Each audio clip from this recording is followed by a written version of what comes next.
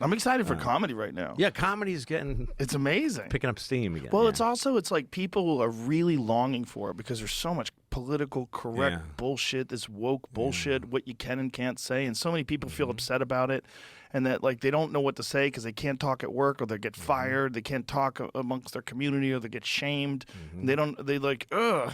And then you can go see someone talk on stage and like, yeah! Yes, and that's what comedy always was. Yeah. It's always been that. Yeah. And it's, to me, everything that's happened has been natural. It's like normal that comedy has to be defended every few years. Yeah. Like when everybody's being cool, like when the world is kind of cool like it was up till maybe 2015 or so, like it's just kind of cool.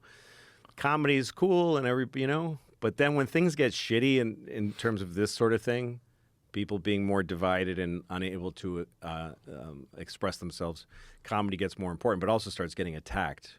And we have to defend it. That's all. Yeah. I mean, by just doing it, that's all. I don't get into defending it by saying, fuck these people. It just means you have to keep doing it at the same discipline. Right, and doing it the same way. Yeah. Yeah, don't pull back. No, just keep doing it, and folks will show up and love it.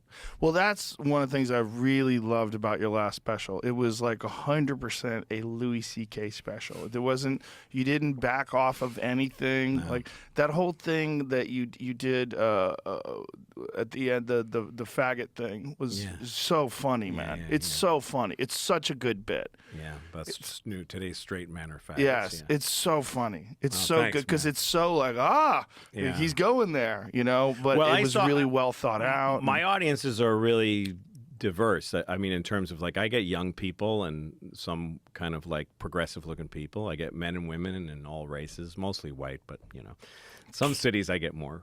But I tested it in front of so many people, that bit.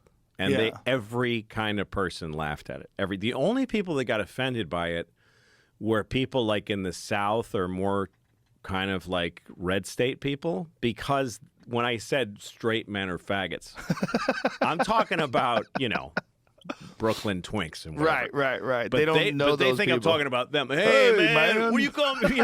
So they missed it. I thought I would be offending progressive young kids, but for them it was a relief because it's about them, right? And they feel that way. In real life, people like being laughed at. They like their community to like when you do good jokes about black people, not like a white perspective about being alienated from them, but if you do a good joke about black culture or Chinese culture or Jewish culture, the people in those groups laugh because they're in the show and they know their culture as well as anybody does, Yeah. So that's always been the case, but people just, I mean, it never really changed. And the way I figured it was there was no point in backing down and changing because what do you want out of life? Like what? Right. Maybe I could have, like I already had a crazy heyday where the kind of comedy I do, which is just flagrant fouls, just fucking bad behavior throughout.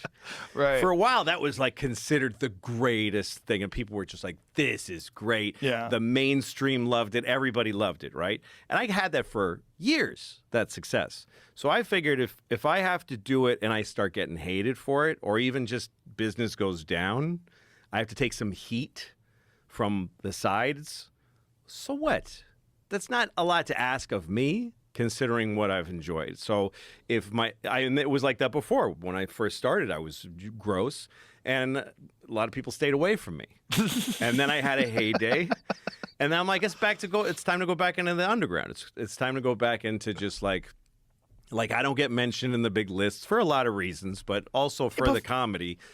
But so it's okay. It's acceptable to me if it's not as popular anymore. I'm still going to do the same but that's thing. what's bullshit. It is as popular. The lists are nonsense. The lists are all non-binary people who made a fucking special in a coffee shop. I guess. Like, and by the way, let them have the list for a while. Yeah. That's fine too. That has never meant much. The mistake is when you're on it, you go like, yeah. Right, exactly. When you're on it, when you're on the lists and you're at the red carpet and stuff, it's like playing blackjack and you start getting good cards and you think you're good at blackjack. Right. You're like, see, I know what no, you just, it's an arbitrary thing that has its own reasons for being, and sometimes you get Right. benefit for it.